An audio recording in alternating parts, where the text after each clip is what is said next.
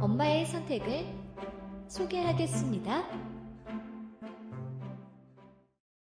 안녕하세요 여러분. 길버스쿨을 소개해드릴 필요가 없죠. 정말 우리나라 부모님들 아이 키우는데 힘드시죠. 그래서 이번 길버스쿨에서요 좀 새로운 이름이 그러네요. 서너 가지 도와주신 곳이라는 서너 가지 도와주는 곳이라는 것을 만들었습니다. 궁금하지 않으세요? 서너 가지가 뭘까요? 먼저 우리나라 어머님들 너무 힘드시죠.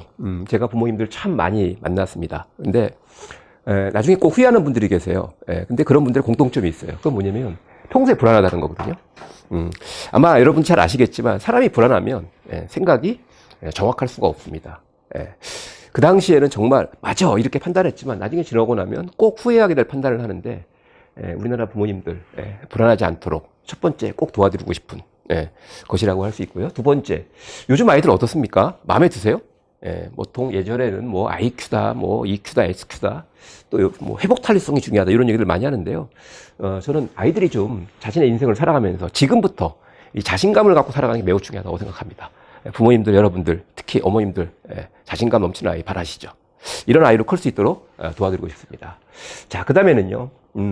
요즘 이제 1인 가족이 많아지고 있습니다. 전 세계적인 추세인데 그 얘기는 정말 가족의 소중함을 반증하는 것은 아닐까 이런 생각을 하게 됩니다. 가족이 모여 있습니다. 근데 같이 있을 때 과연 어떤 일이 벌어지는지 궁금합니다. 제가 예전에 한 방송에서 이런 얘기를 했거든요. 크리스탈 유리 같은 가족이 있고 찰흙 가족이 있다. 크리스탈 유리 화려하죠. 한번 깨지면 그걸로 끝입니다. 찰흙처럼. 근데 그걸 조금 더 발전시켜 보니까 콜라보라는 말이 좀 좋은 것 같아요. 가족끼리 만나면 서로 믿고 의지하고 협력할 수 있는 이런 가족이 된다면 세상 살아가는데 큰 힘이 되지 않을까. 이 콜라보에 능한 가족 꼭 도와드리고 싶습니다. 자, 그 다음에 이제 우리나라 부모님들 특히 아이 공부에 관심 많으시잖아요. 근데 우리나라 학생들 공부의 특징이 뭔지 아십니까? 전 세계에서 가장 공부 시간은 깁니다. 근데 공부 효율은 떨어지죠. 결국 가면 갈수록 고학년이 될수록 정말 중요한 시점이 될수록 공부를 싫어하는 옆에서 지켜보는 부모님들 속이 터지죠.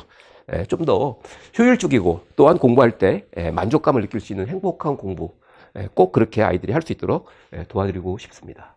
자, 근데 서너 가지 도와주는 곳. 근데 저는 누굴까요? 궁금하시죠? 자, 서너 가지 도와주는 곳에서 과연 주인공이 누굴까? 주인이 누굴까? 진짜 그 사람은 도움이 될까? 잠깐 그 주인을 소개해 드리도록 하겠습니다. 여기 보니까 꽤 잘생겼네요.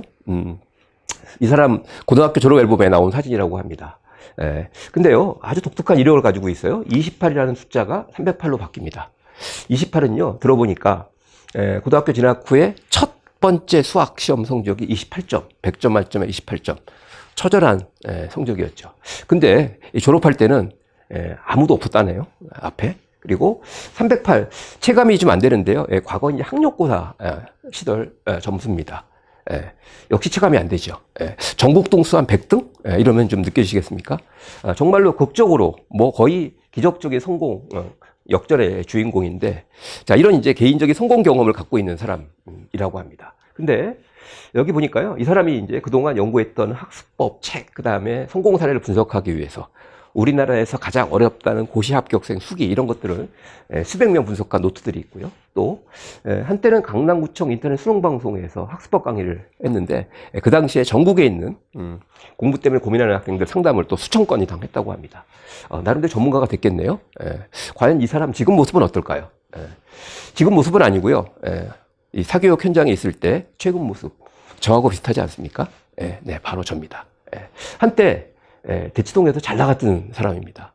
이렇게 수천 명이 모인 자리에서 늘 강의를 했고요. 그리고 여기 있네요. 제 모습인데요. 근데 지금은요, 바로 이런 자리에서 서너 가지를 꼭 도와드리고 싶은 마음으로 여러분들, 부모님들, 어머님들을 만나고 있습니다. 뭔가 사연이 있지 않을까요? 잠깐 살펴보겠습니다. 속도전에 내몰리는 아이들 두고 볼 수는 없었어요. 여기 보니까 뭐 억대 연봉 이런 얘기가 나옵니다. 자, 억대 연봉을 포기하고 지금은 가난한 시민단체 일을 하고 있습니다. 자, 뭔가 사연이 있을까요? 없을까요? 관심 없으세요? 그 사연은 가슴 아픈 사연일까요? 아름다운 사연일까요? 많은 분들이 가슴 아파하시는데 너무 걱정하지 마시기 바랍니다. 저 지금 잘 살고 있습니다. 예. 결국 학생들이 너무 이 공부 때문에 힘들어하고 그 옆에 있는 부모들이 지쳐 나가 떨어지는 모습을 보면서 이건 아니다 싶어서 다른 길을 선택했습니다. 한 신문사와 인터뷰를 했는데 제가 뭐 이렇게 딱 집어서 대치동이 틀렸다는 거 꼭 증명해 보이겠다 이렇게 얘기하진 않았거든요. 근데 틀린 말은 아닙니다. 대치동 방식이 지금 우리나라 부모님들 많이 불안하게 하죠. 과연 성공률이 이렇게 높은 걸까요? 저는 생각이 많이 달라졌습니다. 충분히 말씀드린 것처럼 서너 가지만 잘 도와드리면 누구나 다 열심히 공부할 수 있고요. 어떤 부모나 다 아이 지켜보면서 불안하고 걱정하는 것이 아니라 편안한 마음으로 아이를 만날 수 있다라고 자신합니다. 자, 지금까지 제가 쓴 책을 한번 쭉 보여드리겠습니다. 꽤 많은 책을 썼습니다. 저 끝에 보면 이제 기적의 두뇌학습법이라는 책이 있는데요. 저 책은 바로 길버트 스쿨이 소속된 원래 원조회사 길버트이죠. 길버트에서 첫 출판을 했고요. 쭉 보니까 뭐 가정의 대안이다 시리즈, 부모 역할에 관한 여러 가지 책들도 있습니다. 핀란드 3부작도 있고요. 또 아주 현실적인 수능 학습법 책까지 출간을 했습니다. 공부 어떻게 잘하면 되는지 사실은 그렇게 어렵지 않습니다. 문제는 아이들 마음이죠. 그리고 그런 마음에 영향을 미치는 주로 엄마와 아이 사이 관계라고 볼 수 있습니다.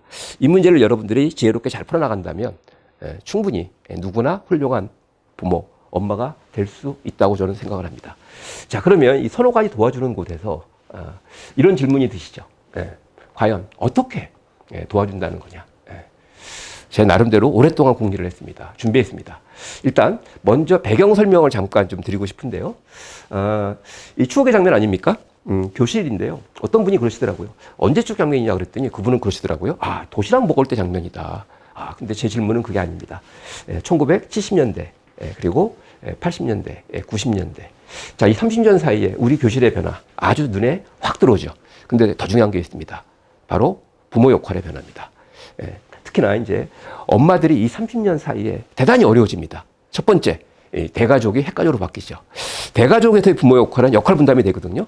핵가족, 엄마가 독박을 해야 됩니다. 너무 어렵죠. 두 번째, 예전에는요, 이 전통적으로 인류 역사를 보면 아이 키울 때 가장 큰 역할을 했던 것은 우리가 3대 교육이라고 하거든요. 격대 교육이라는 얘기도 하는데 조부모였습니다. 어른들이죠. 충분히 많은 경험을 갖고 있는 어른들의 안내를 받으면서 젊은 엄마 아빠가 아이를 키웠는데 어른들이 사라졌죠. 여러분들 혹시 아이 키우다 궁금하면 어려우면 어른들한테 여쭤보십니까? 포털 검색하십니까? 포털에서 얻는 정보 신뢰하기 어렵습니다. 마을도 사라졌죠. 저는 이렇게 생각합니다. 지금 바로 여러분들 이 시대에 지금 엄마들이 인류 역사의 최초의 세대다. 그건 뭘까요? 우리가 보통 대가족, 그 다음에 어른, 마을을 좀 더 포괄적으로 얘기해서 공동체라고 얘기합니다. 사실 인류 역사에도 최근까지 아이는 공동체가 키웠어요. 이런 얘기들을 흔히 합니다. 나는 뭐 14 키웠는데 넌 하나 가지고 그렇게 어렵냐. 근데 저는 그런 분들한테 이렇게 말씀드립니다. 옛날 14 키우는 게 지금 하나 키우는 것보다 훨씬 더 쉽다. 이렇게 말씀드립니다. 결국은 뭐냐. 지금 상황은 여러분들이 공동체 지원 없이 바로 엄마의 개인기로 아이를 키워야 되는 최초의 세대다. 제가 얼마 전에 SBS 영재발굴단에 출연을 했습니다. 근데 제가 방송을 보는데 제 표정이 제가 봐도 이게 별로 비호감이에요. 너무 인상을 쓰고 있더라고요. 근데 저는 왜 그런지 압니다. 제 마음속에 있는 거죠. 바로 이런 마음이거든요. 요즘 개인기로 아이를 키우는 어머님들 너무 불안합니다. 너무 가슴이 아파요. 충분히 잘 키울 수 있는 훌륭한 부모님들인데 뭔가 이 불안감이 있고요. 혼란스럽고 힘겹습니다. 결국 나중에 꼭 후회하게 되죠. 부모로서 가장 안타까운 게 정말 최선을 다해서 아이를 위해 노력했는데 근데 결국 그것이 뭔가 잘못된 것이 아닌가라는 생각이 드는 바로 그 후회 순간이 아닌가라는 생각이 듭니다. 정말 여러분들 후회하지 않도록 진심으로 도와드리고 싶습니다. 자, 그러면 제가 선택한 것은 바로 어떻게 도와드릴 수 있느냐. 엄마들의 선택을 지혜롭게 잘할 수 있도록 엄마의 선택을 제가 선택했습니다. 자, 많은 분들 표정이 지금 안 좋아지시는 것 같아요. 왜? 왜 또 엄마냐. 그렇지 않아도 힘들어 죽겠는데 엄마만 붙잡고 왜 자꾸 그러느냐. 이런 생각들 하실 수 있을 것 같습니다. 머릿속으로 보면은요, 이런 장면을 제가 좀 생각을 해봤어요. 아빠가 아이를 돌봐주면. 육아, 교육, 엄마 아빠 사이 역할 분담이 되면 얼마나 좋을까. 저는 여기에 전적으로 동의하는 사람이고요. 하지만 중요한 게 있습니다. 제가 왜 엄마의 선택을 선택했을까요? 자, 여기 보면 한 어머님이 저한테 보낸 문자인데 제가 한번 읽어보겠습니다. 3년 전 엄마 행복 공동체를 통해서 박지원 선생을 만났고 현재 고등학교 진학하는 딸과 중학교 진학하는 아들 모두 학원 안 다니고 시간과 돈에서 자유를 얻을 수 있습니다. 여유 속에서 공부 방법을 찾고 꿈도 찾아가고 있습니다. 사춘기라 감정의 기복이 심한 것조차도 건강한 증거라고 귀엽게 바라볼 수 있는 엄마의 여유도 생겼습니다. 지금 학교 생활, 가정 생활이 만족스러워야 앞으로 인생도 희망을 꿈꿀 수 있다고 생각합니다. 박지원 선생님 감사합니다. 새해 복 많이 받으세요. 어떤 분인지 잘 알죠. 너무 힘들어했습니다. 바로 힘든 사람, 아빠일까요, 엄마일까요? 당장 힘든 사람, 엄마죠. 그분들을 도와드리기 위해서 엄마 행복 공동체를 통해서 많은 엄마들을 만났습니다. 마음이 편해지셨어요. 아이도 좋아졌죠. 바로 엄마의 선택을 선택한 이유입니다. 너무 어려우시죠? 어머님들. 여러분들 먼저 도와드리겠습니다. 자, 이번에는 한 학생이 저한테 문자 메시지를 보냈습니다. 교대 준비하면서 도움받았던 고등학교 3학년 누구입니다. 기억나시나요? 경인교대 합격해서 연락드립니다. 정말 도와주셔서 감사합니다. 입시 준비하면서 꿈도 더 확고해지고 엄마를 조금 더 이해할 수 있게 되었어요. 그리고 한 발짝 더 앞으로 나아갔네요. 초등학교 선생님에 대한 끊임없는 고민들 잊지 않고 뭉클한 이 열정 잊지 않고 열심히 하겠습니다. 바로 여기에 또 엄마가 나오죠. 제가 이 어머님 잘 아는 분입니다. 아이가 대학에 합격했다는 것을 확인하는 그 순간까지 불어내 하셨어요. 너무나 안타깝습니다. 아직까지 우리 사회가요. 특히 아빠 역할 사이에 민주화가 덜 돼 있어요. 제가 엄마한테 부담을 드리기 위한 엄마의 선택이 아니라 엄마가 스스로가 먼저 마음 편하게 부모 역할을 잘할 수 있도록 도와드리는 그런 의미의 엄마 선택을 선택했습니다. 괜찮으시죠? 네. 자, 그러면 이제 엄마의 선택은 도대체 무엇이 필요할까요? 네. 제 나름대로 생각을 해봤습니다. 첫 번째, 이 부모 역할에 대한 생각이 필요한데, 먼저 엄마 역할은 과연 속도일까 방향일까? 이 속도전에 뛰어든 어머님들 대부분 중간에 포기하시거나 쓰러지시거든요. 올바른 방향이 중요하다고 생각을 합니다. 두 번째는요, 역시 이제 아이들 공부 신경 많이 쓰이죠. 근데 아이들 보면은요, 공부하고 싶은 마음을 갖고 있는 아이가 있고 하기 싫은 마음을 갖고 있는 아이가 있어요. 이 문제 부모님들이 바로 알고 도와드릴 수 있어야 되겠죠. 자, 세 번째는 이제 동기가 다른 코칭이라는 게 있는데, 어떤 친구는요, 공부를 하면 술술 잘 돼요. 근데 어떤 친구는 공부가 너무너무 어렵습니다. 노력해도 안 돼요. 이것도 역시 마찬가지로 되게 중요한 엄마의 선택에 포함되어야 될 내용이라고 생각을 했습니다. 자, 그 다음은요, 진로 문제인데, 미래사회, 미래역량, 4차 산업혁명, 말 많죠. 과연 우리 아이가 제대로 살아갈 수 있을까? 근데요, 저는 많은 경우에 부모 아이 사이, 특히 엄마 아이 사이 진로 갈등을 보면서 엄마는 과거가 더 길어요. 더 오래 사신 거죠. 근데 앞으로 살 날은 아이가 더 깁니다. 이 사이의 갈등이 아닌가. 그래서 이 진로 문제를 올바로 해결할 수 있는 현명한 엄마의 선택 도와드리겠습니다. 자, 그 다음에는 이제 진학과 입시가 있는데요. 제가 가끔 초등학교 학부모님 대상으로 대학 입시 설명을 합니다. 왜 그런지 아십니까? 과연 대학에서 어떤 인재를 선호하는지, 어떤 방식으로 뽑고 있는지 정확히 아시면은요, 지금 이 순간 바로 여러분들 엄마가 바라보는 아이 모습 달라질 수 있습니다. 우리 아이가 정말 훌륭한 아이구나라는 그런 믿음이 생길 수도 있거든요. 가장 제가 볼 적에 아이들에게는 조기 교육이 크게 도움이 안 되지만 부모님들한테 정말 필요한 조기 교육은 바로 진학과 입시에 대한 그런 문제라고 생각을 합니다. 자, 그 다음에 이제 이 사교육, 이거 참 어떻게 해야 될까요? 중요한 게 있습니다.